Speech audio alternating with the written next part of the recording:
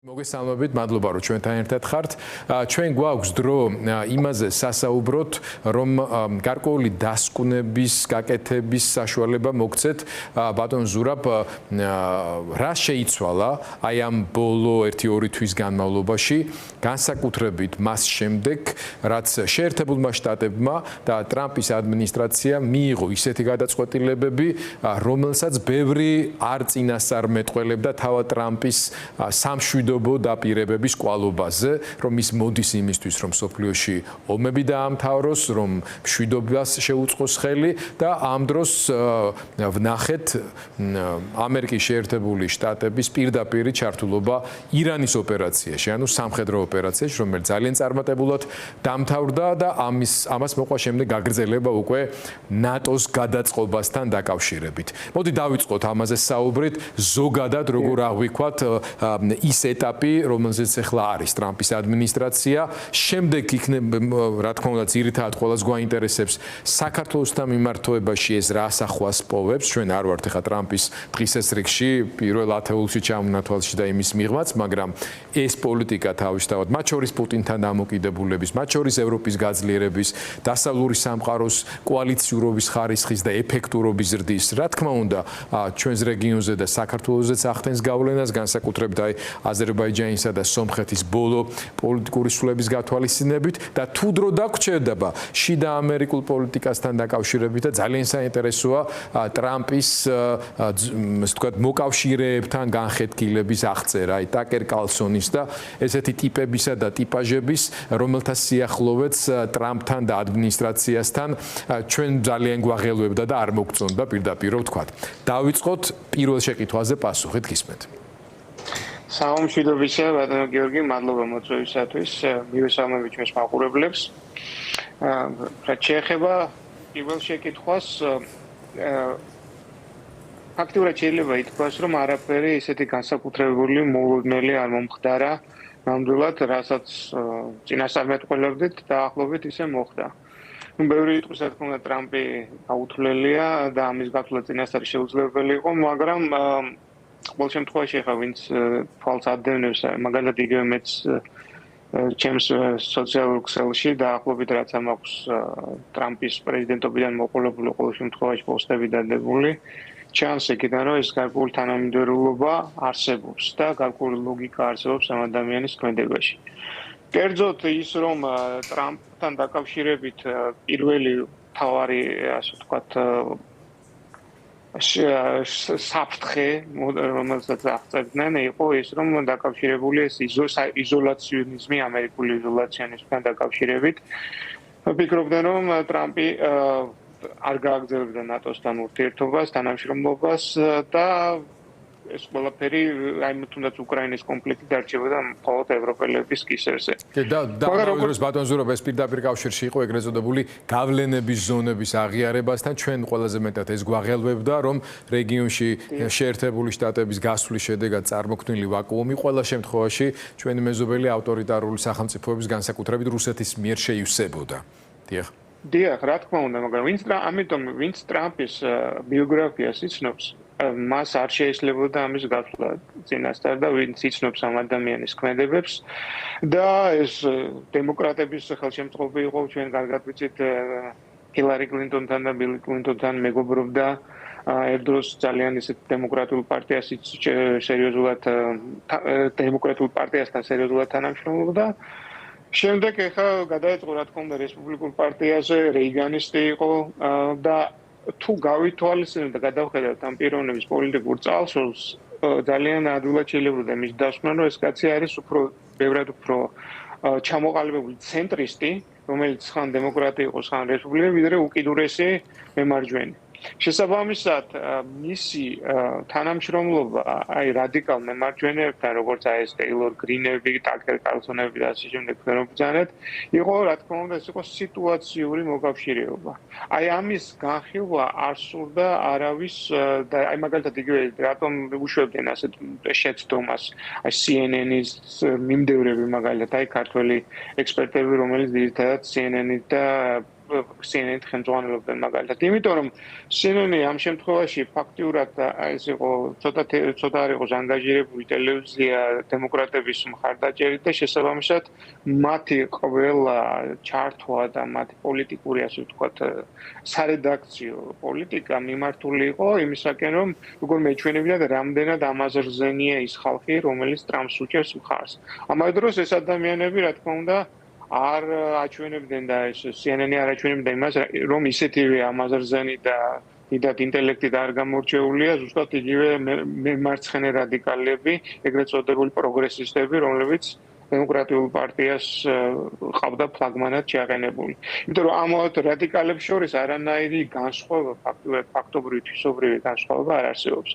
ამიტომ ვინაიდან ეს არ იყო სწორად განხილული და აღქმული და გაანალიზებული შესაბამისად იყო დაშვებული შეცდომა ისიც რომ სიტუაციურ ამ შემთხვევაში სიტუაციურ თანამშრომლობაზე კი არ იყო ხაზგასმა გაკეთებული არამედ ის რომ აი ტრამპი არის რადიკალი მემარჯვენე. და თავისთავად იყო კიდევ მეორე აბსოლუტური აბსურდი იმ ადამიანებისთვის, ვინც იცნობს ტრამპის წარსულს.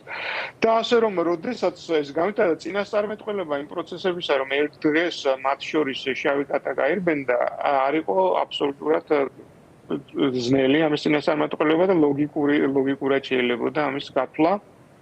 იმიტომ რომ როგორც მოგახსენეთ, ვინაიდან ეს ცენტრისტი ამერიკელი, რომელიც რეიგანისტია თავისი მოწოდებით პლუს ამას დემოკრატებთანაც თანამშრომლობდა და შესაბამისად ხედავთ თუნდაც იგივე როდესაც იქ იყო LGBT თემი იქნებოდა თუ ასე შემდეგ დავინახეთ რომ მაგალითად სკოტ ბესენტი მოიყვანა ფაქტურად თავად ფინანსისტად და ასე შემდეგ ის ადამიანები ამ ადამიანს თვითონ ტრამპს არ აქვს ის ვერ დააბრალებს რასისტობას, ვერ დააბრალებს ჰომოფობობას, ადამიანები არის რომელსაც ყველა ასე ვთქვათ სფეროს ამერიკის ყველა სპექტრთან, მოსახლეობის სოციალურ სპექტრთან მშვენიერი დამოკიდებულება, ნორმალური დამოკიდებულება ჰქონდა.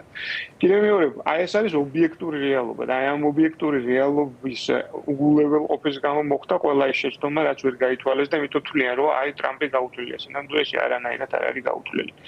შესაბამისად, როგორც კი დადგა საუბარი იმაზე, როდესაც აი თვითონ ეს MAGA, Make America Great Again, რას ნიშნავს ეს მთლიანად რა არის არსი, რომ ამერიკა უნდა იყოს გაძლიერებული სოფლიოს ფლაგმანი ქვეყანა, რომ ამერიკა უნდა დაიბრუნოს თავისი სიძლიერე, უნდა დაიბრუნოს თავისი ეკონომიკური სიძლიერე, უნდა აორძინდეს, უნდა დაიბრუნოს თავისი სამხედრო სიძლიერე. შესაბამისად, დაკავშირება ამასთან იზოლაციონიზმის იყო აბსოლუტური სიბეცე.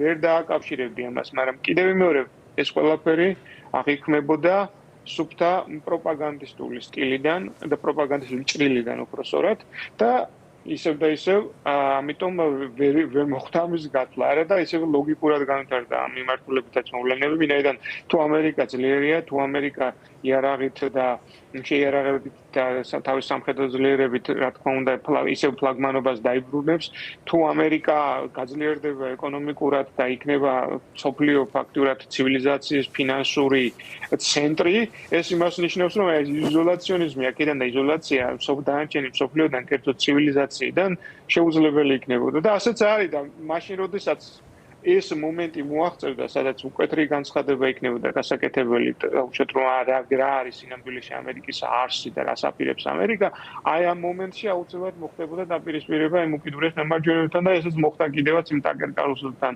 დაპირისპირება, როცა ფაქტურად ასე უხეშად დარეხვილიც კი უწოდა ტრამპმა რომ მიდი და აუხსენეთ ამ კაცს უბრალოდ რატომ არის საჭირო უშუალოდ იგივე უკრაინისათვის დახმარება და ასე შემდეგ. ასე რომ სიტუაციური მოკავშირეები ნელ-ნელა სიტუაციური მოკავშირე სწორედ იმას ნიშნავს რომ სიტუაციას მიხედვით არიან ესენი მოკავშირეები და თუ სიტუაციანო კონტექსტი შეიცვალა შესაბამისად მათი ეს მოკავშირეობაც მყარი არ არის. ბატონ ზურაბ, ჩვენ საქართველოში ვიცნობთ ერთ კაცს რომელიც აი ამ სიტუაციურ მოკავშირეობასთან დაკავშირებით მან თქვა რომ მეო გამოვიყენეო ეხლა ესენი ყველანიო და მე რო გადავუყარევ მოვიშორეო. ამ შემთხვევაში საუბარი არის ძალიან კონკრეტულ მისიაზე ამოცან ხანაზე შეერთებული შტატების პრეზიდენტის, რომელმაც ცხადი ანგარიში უნდა გაუწიოს საზოგადოებრივ განწყობებს და ის რომ ტრამპიზმის ის ხაზი, რომელიც პოპულარული გახდა არა მარტო ამ ბოლო არჩევნებში, არამედ რა ტალღამაც ეს ადამიანი მოიყვანა ხელისუფლებაში, უკავშირდება პირიქით ამ მიმართულებით მნიშვნელოვან გადახრებს, რომელიც საზოგადოების მნიშვნელოვანი ნაწილისთვის მიუღებელი აღმოჩნდა, ხო?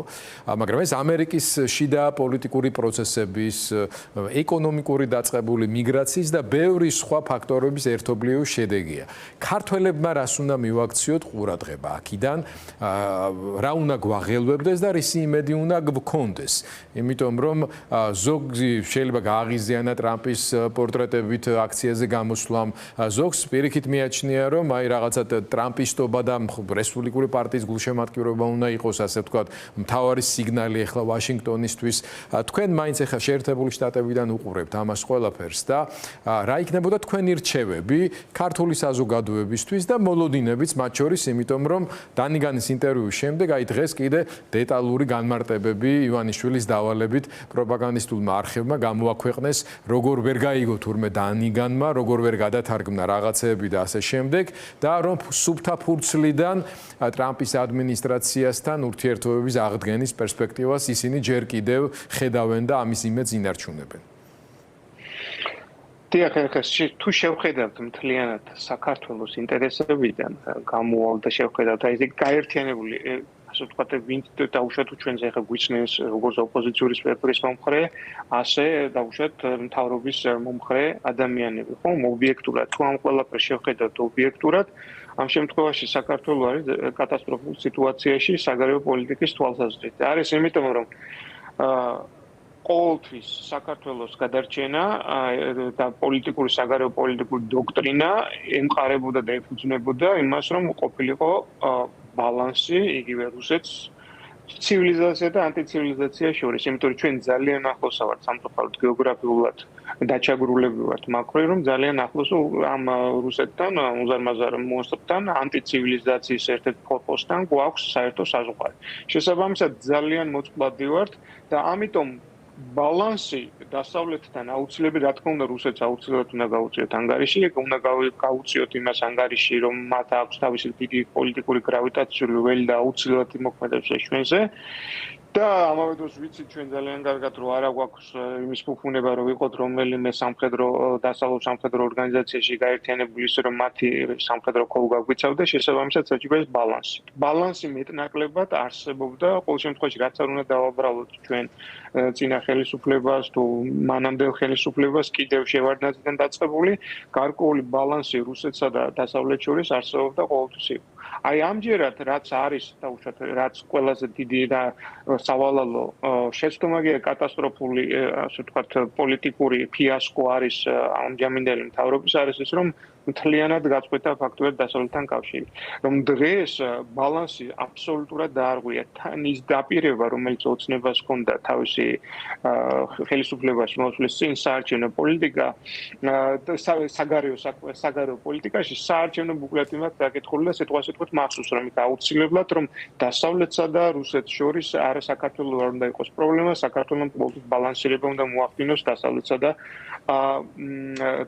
და რუსეთს შორის. შესაბამისად ოცნებამ თვითონ და მისმა შემქმნელმა რა თქმა უნდა თვითონ დაარღვია თავისი დაპირება ქართული ხალხისადმი და დაარღვია ეს ბალანსი და დატოვა ეს საქართველოს ჩვენ დარჩენილი ვართ პირისპირ რუსეთთან, რომელიც არის მიჩიხული და ძალიან საშიში ამავე დროს და ყოველგვარი დასავლური დახმარება რაც შეიძლება იყოს ეს ამერიკის შეერთებული შტატების თუ ევროპის პოლიტიკურ დიპლომატიურ თვალსაზრისით გულისხმობთ, იგივე ეკონომიკურ თვალსაზრისით და თუნდაც იმიტომ რომ ეს ეკონომიკურ თვალსაზრისით სერიოზულად ვიყავით ჩვენ დამოკიდებული დასავლეთზე, აი ეს ყველაფერი გაქრა და დაირღვა.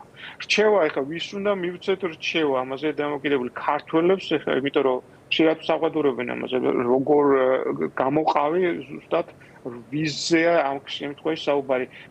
მე არ მინდა რომ მივიჩნიოდე მაგალითად ორნატო ოპოზიციის წარმომადგენლად და რა თქმა უნდა მთავრობის ხარდამჭერი არ ვარ ამ შემთხვევაში, მაგრამ მინდა გამოვდივარ როგორც ქართველი, საქართველოს ინტერესებიდან, როგორც ქართველი, რას ურჩევდი? ურჩევდი იმას, რომ აუცილებელია სასტრაფოდ არის საჭირო ამ ბალანსის აღდგენა და ამერიკის შეერთებული შტატები და ევროპა აუცილებლად უნდა დაბრუნდეს საქართველოში ეს ურთიერთობა უნდა აღდგეს. მოახერხებს თუ არა აქვს თუ არა ამის შანსი ამჟამად მთავრობას მინიმალური ძალიან მკვეთრი რაღაც დადებითი ასე ვთქვათ ზღვენი თუ არ მიიტანა მაგიდაზე რა თქმა უნდა მათ არავინ არ დაელაპარაკება სერიოზულად და დასავლეთთან ურთიერთობების აღდგენა ვერ მოხდება. ამერიკის შეერთებულ შტატებს იმდენი შეურაცხყოფა მიაყენა უკვე დღევანდელმა მთავრობამ პირადი შეურაცხყოფის პირად დონეზე გადავიდა ფაქტობრივად შეურაცხყოფა რაღაცა ეს უაზრო წერილები ელჩის ლანძღვა პირდაპირ უშუალოდ და ასე შემდეგ ეს ყველაფერი უბრალოდ ელემენტარული დიპლომატიური ინტელექტია იმისათვის საჭირო რომ იცოდეს ადამიანმა როდესაც ელჩს და ამერიკის სახელმწიფოს რომელიმე სიმბოლიკას ეხები ეს არის პირდაპირ ამერიკის შეურაცხყოფა. ამას აგრძელებენ კიდეც აი დღეს რაღაც გარკვეული სიგნალები იყო კიდე ახალი რომელშიც კვლავ ელჩსაც ადანაშაულებენ Deep State-ზე არის რა თქმა უნდა ლაპარაკი კვლავ ძალიან აქტიურად თუმცა მაინც ცდილობენ რაღაცა გარკვეულ მინიშნებებს ასე ხავზე ჩამოკიდებას ტრამპის ადმინისტრაციის მიმართ რომ ჩვენ საერთო ღირებულებები გვაქვსო ბევრი რაღაცაო რა სხვა შორის მახსენდე შევიმჩნიოთ უბრალოდ რომ დღეს არის წლისთავი ასე ვთქვათ ტრამპზე თავდასხმის როცა მას ესროლეს და ის მართლაც ასაულებრივად გადარჩა და კადრი ფოტო რომელსაც ვაჩვენებდი დღეს თეთრი სახლის გვერდზე გამოქვეყნდა თავად ტრამპის მასშტაბელი წარწერით რომ მე ღმერთმა გადამარჩინა იმისთვის რომ გავხადო ამერიკა კვლავ ძლიერი, კვლავ დიდი, ასე ვთქვათ, დიდებული და დიდი და ეს იმ ფონზე რაც აერთიანებ დღევანდელ ქართულ ჭtildeოვან მმართველს, ასე ვთქვათ, აი ამ სითამამის მართლა ამ ვაჟკაცობის გაბედულების და აი ამ პოლიტიკური კარგი გაგებით პოლიტიკური ცხოველობის, სიცხოველის, ასე ვთქვათ, ამასთან შედარებით ეს ყველაფერი ძალიან კომიკურად გამოიყურება, მაგრამ რო დაუბრუნდეთ იმ თემაზე, რაც თქვენ საუბრობდით, შანსები ძალიან მცირე კი არა, მე მგონი უკვე აღარა აქვთ ამათ. მაგრამ რა არის ამის ალტერნატივა? აი ვინ უნდა შეასრულოს ეს როლი და რა უნდა გავაკეთოთ იმისთვის რომ მართლაც მთლიანად არ მოვწყდეთ ჩვენთვის ძალიან მნიშვნელოვან სამყაროს რომლის ნაწილიც ვართ კიდეც კულტურულად მაგრამ პოლიტიკურად აშკარად სხვა მიმართულებით მივდივართ. აი ეს არის სწორედ ქართული ხალხის ამოცანა დღეს და დღეს ნებისმიერი პარტია იქნება, ოპოზიციური იქნება თუ საქართველოს მოქალაქე რომელსაც შეგნებულად ისმის უბრალოდ რა ჩიხურ სიტუაციაში შეყვანილი ქვეყანა ასეთი უგუნური პოლიტიკის გამო, აი ყველა ამ ადამიანმა უნდა გამოთქვას პროტესტი სხვანაირად არ გამოდის და ამ პროტესტს რა სახეს მისცემენ ეს უკვე იმაზე დამოკიდებული რამდენად გაიაზრებს ამ ყველაფერს, რამდენად ეგზისტენციური ან არსებო საფრთხე უდგას საქართველოს დღეს და აქვს ეს საფრთხე, იმიტომ რომ აი ეს არის სწორედ ამის ანალიზი არის საჭირო რა მიმართულებით შეიძლება განვითარდეს მოვლენები. კერძოდ ის რომ როგორც თქვენ ბრძანეთ აბსოლუტურად გეთანხმებით იმაში შეუძლებელია ფაქტიურად რომ დღეს ოცნება მოახდინოს მოახერხოს აღდგენა აი დაუშვებდი თეორიულ ჰიპოთეტურად დაუშვებდი რომ აი ხვალ რო აიღოს და გაათავისუფლოს აბსოლუტურად ყველა პოლიტიკური პატიმარი გაათავისუფლოს უპირობოდ თან გარდა ამისა რომ მოლაპარაკება დაიწყოს ოპოზიციასთან რომ რაღაც გარდამავალი მთავრობა ჩამოყალიბდეს და რაღაც რამდენიმე წლის განმავლობაში ყოველ შემთხვევაში მინიმალური 1-2 წლის განმავლობაში მომზადდეს ახალი არჩევნები სადაც დამოუკიდებლად მოწვეული იქნებიან დასავლეთის წარმომადგენლების და მაქსიმალურად თავისუფალი და ღირსეული არჩევნები ჩატარდეს. აი ამ შემთხვევაში შესაძლებელია წამოვიდეს ამერიკის შეერთებული შტატების და ევროპაც ურთიერთობის განახლებაზე. თორე სხვა შემთხვევაში აბსოლუტურად გამორიცხულია რომ ის ამერიკის დღევანდელი ამერიკას რაც კურსია გაღებულია მით უმეტეს უკვე პუტინთან დამოკიდებულებაში ვხედავ ჩვენ როგორ შეიცვალა. ეს ძალიან მნიშვნელოვანი ფაქტორია და ამაზეც მინდა თქვა ორი სიტყვა საუბრის დასასრულს. რა გავლენას ახდენს აი პუტინთან და რუსეთთან მიმართებაში პოლიტიკის კრისტალიზება უფრო მეტად. ერთის მხრივ თავისთავად ტრამპის ერთ-ერთი მთავარი უპირატესობა ის არის და თავადაც ხშირად ამბობს ხოლმე რომ აი სტრატეგიული ბუნდოვანების შექმნა და ამ სტრატეგიული გარეგულ ბუნდოვანებაშიც კი უკვე გამოიკვეთა, ასე ვთქვათ, პუტინთან შემდგომი მკაცრი ნაბიჯები, გადაწყვეტილებები, იარაღის მიწოდება აღდგა, გუშინ გახდა ეს ცნობილი უკრაინისთვის, რომელიც დიდად ისედაც არ იყო შეწყვეტილი, იმასთან შედარებით, რაც დემოკრატების ადმინისტრაციის დროს ვიცით, რომ რამდენიმე თვის განმავლობაში ამან ძალიან შეაფერხა და შექმნა სერიოზული პრობლემები. აი ამ კონტექსტშიც რომ შევხედოთ სურათს პუტინთან ტრამპის პოზიციონირების პროცესში.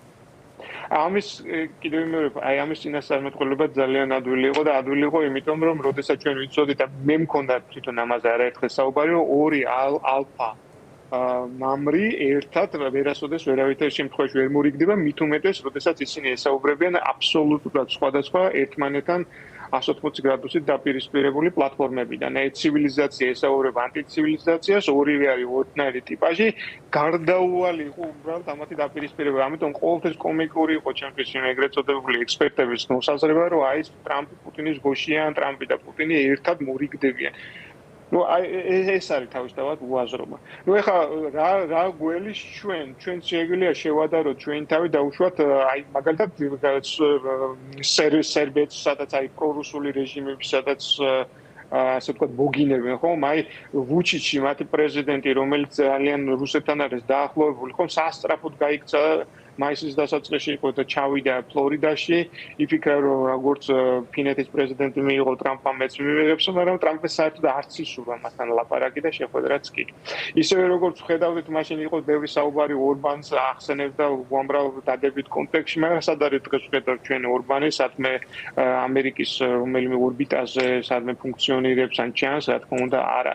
შესაბამისად ეს იმას ნიშნავს, რომ მით უმეტეს რომ აქ ჩვენ ვლაპარაკობთ ახლა ის იგივე სერბეთს და უშუალოდ უნგრეთს ეს ქვეყნებია, რომელიც თქო შემოსაზღვრული არიან დემოკრატიული ქვეყნები და ცენტრში არიან და ჩვენ მით უმეტეს, როდესაც ასე ვართ დაშორებული ყველაფრისგან და საერთოდ გადავჭერით, იმათ მაინც არა აქვს გადაჭრილი ბოლომდე ერთი ევროკავშირის წევრი ქვეყანა ბოლოს და ჩვენ კიდევ მთლიანად გვაქვს გადაჭრილი ფაქტიურად ურთიერთობა დასავლეთთან. შესაბამისად არც ალბათობა იმისა, რომ ჩვენ რაღაცა აი ეს ამარცებული მთავრობა რამენაირად მოახერხებს ტრამპის ადმინისტრაციაზე გასვლას არის ნულოვანი, ნულს ქვემოთ, ჰიპოთეტურადაც არ არსებობს და ვხედავთ ჩვენ რამდენი იწვალეს, რამდენი ეცადეს ვინ არ ჩამოიყვანეს, მაგრამ ეს ვერ მოხერხდა, ვერც მოხერხდება. შესაბამისად, თუ ეს ასე გაგრძელდა, ყოველ შემთხვევაში მოხდება რა რუსეთთან დაპირისპირება, გარდაუვალია ამერიკის და დაწყებულია ეს დაპირისპირება. რა თქმა უნდა,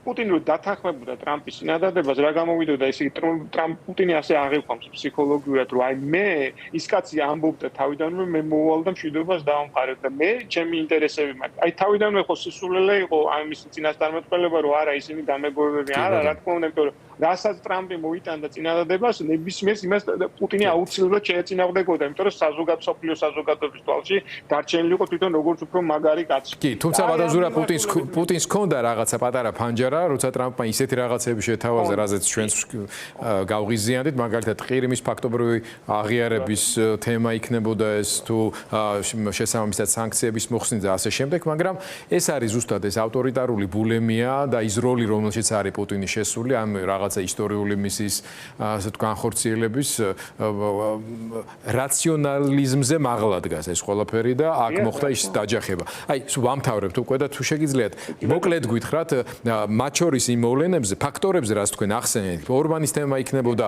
თავად ევროპის ტერიტორიაზე ულტრამემარჯვენე მოძრაობების წახალისება და ასე შემდეგ. ძირითადად მაინც მათ ზურგს უმაგრებდა უფრო ეგრეთ წოდებული ტექნომილიარდელების რაღაცა გარკვეული ჯგუფი, ნუ მას კი ვახსენოთ ამ შემთხვევაში, რომელიც ერთვებოდა კიდეც, აძლევდა რაღაც მხარდაჭერას და ასე შემდეგ. მასკთანაც სერიოზული კონფლიქტი მოხდა, ხო?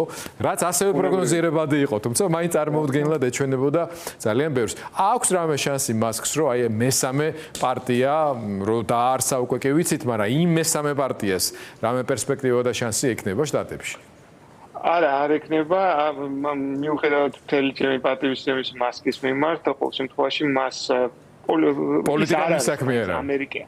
ამერიკელი არ არის უბრალოდ. იცით ამერიკაში დაბადებული, ამერიკელში გაზრდილი არ არის ეს ადამიანი და ძალიან ბევრ რაღაცას მიაღწია და გააკეთა, მაგრამ ის რომ მან ახალი პოლიტიკური პარტია შექმნას, ის ტყუილად არ არის დამფუძნებელმა მამებმა რომ შექმნეს და რომ წამოვიდა ეს ორი პარტია, ის ტყუილად არ მოდის რამდენი ხანია, იმიტომ არის ეს ამერიკის კონსტიტუცია ძლიერი შესაბამისად. და იმის არსება ხა შეიძლება იქ შექმნას რომელსაც რაღაც პარტია, რომელიც რაღაც დროით იარსებოს, მაგრამ ის რომ რაღაც სერიოზული პარტია შეიქმნას, რომელსაც შეიძლება სერიოზული დაპირისპირება გაუწიოს და კონკურენცია გაუწიოს დემოკრატიულ და რესპუბლიკურ პარტიას, რა თქმა უნდა, ამის ალბათობას ძალიან მინიმალურად 100% არ მიყვარს საერთოდ აბსოლუტიზმით ლაპარაკი ჩემი სპეციალობიდან გამომდინარე, და ამჯერ ყოველთვის არის რაღაცის შანსი, მაგრამ ეს შანსი იმდენად მინიმალურია, ძალიან მცირეა.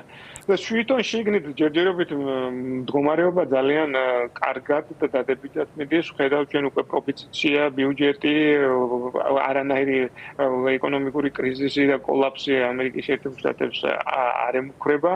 თვითონ ძლიერია პოზიცია და ყოველ შემთხვევაში ერთი რამ მინდა აღვნიშნო, რომ არანაირი ის რაღაც მემარჯვენე რადიკალიზმი დღეს არ ფიგურირებს და არ მძლავრობს ამერიკაში. მადლობა ბატონო ზდია. პირიქით, უფრო ცენტრისტული მიმართულებას აქვს აღებული ამჯერად. იმედია რომ ასე იქნება, თქვენ თავადაც. იცით, მაგალითად ნიუ-იორკში მიმდინარე მერის საარჩევნო ზრბოლაში დემოკრატების მხრიდან დაწინაურდა საკმაოდ ისე თქვა უფრო მემარცხენე, უფრო რადიკალი სიტყვა არ მინდა რომ არა, მაინც რადიკალია ეს კაცი. ისეთ რაღაცებს წერს და ისეთი დაპირებები და ასე შემდეგ, რომ ეს ალბათ გახდება მნიშვნელოვანი სიგნალი, მათ შორის დემოკრატიული პარტიისთვის თვლიანად და რესპუბლიკელებისთვისაც, რომ რაღაცა ცენტრისკენ წავიდეს.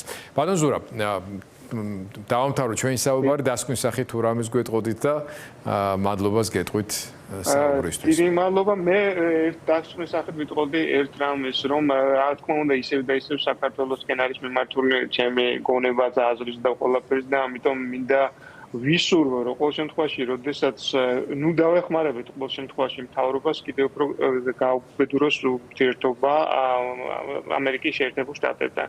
აი ეს ერთ-ერთი ის რაც თქვენ ბრძანეთ, რომ აი ეს იზოლაცია და თუნდაც ის რომ მეგობარი აქტის განხილვა ჯერჯერობით არ მიმდინარეობს, ერთ-ერთი ამისი მიზეზი არის სამწუხაროდ რომ ოპოზიციური სპექტრის შეუსაბამო დამოკიდებულება და ეს ყველაფერი კიდევ რა თქმა უნდა არის იმ ექსპერტების დამსახურება ბწყალებში, რომლებმაც ვერ მოახერხეს ელემენტარულად ამ ყველაფრის წინასწარმეტყველება და სწორად გათვლა. არდა ძალიან საჭირო იქნებოდა დღეს და უაღრესად საჭირო იქნებოდა გასვლა, ასე ვთქვათ, და საუბარი ამერიკის შეერთებულ შტატების ადმინისტრაციასთან როგორმე იქნებს საქართველოს, როგორმე ისე დაბრუნდეს, ყოველ შემთხვევაში პერიფერიულად მაინც რაღაცნაირად სადღაც თვალის კუთხეში მაინც მოხვდეს რამენაირად ის ჩვენთან მიმდინარე მოვლენები და ჩვენი ამბები ამერიკის ახალი ადმინისტრაციის მხედველობის არეში, რომ თუ ჩვენ სასწრაფოდ არ ავღადგინეთ ეს პოლიტიკური ბალანსი, თუ ჩვენ სასწრაფოდ არ დავაბრუნეთ ნებისმიერ სახით თუ არ დაბრუნდათ დასავლეთი ჩვენ სოციალურ პოლიტიკურ ცხოვრებაში შეიძლება ჩავთვალოთ, რომ თუნდაც რომ ამერიკის შეერთებული შტატების დახმარებით უკრაინამ ასე ვთქვათ სერიოზული პირატესობა მოიპოვოს ფრონტზე და თუნდაც რომ რუსეთი ძალიან ასე ვთქვათ მიჩიხოს, ჩვენ ვიცით რომ ვინაიდან საუბედუროდ გვაქციეს და ვიქეცით აი ყოველგვარი ამ ბალანსის დარღვევების გამო ვიქეცით ოფშორად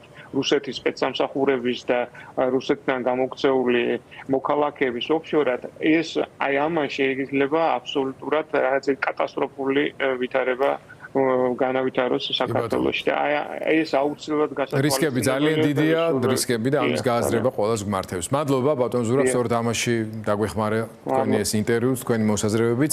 ბატონ ზურაბ გურული გვესაუბრებოდა ჩვენ შეერთებული შტატებიდან.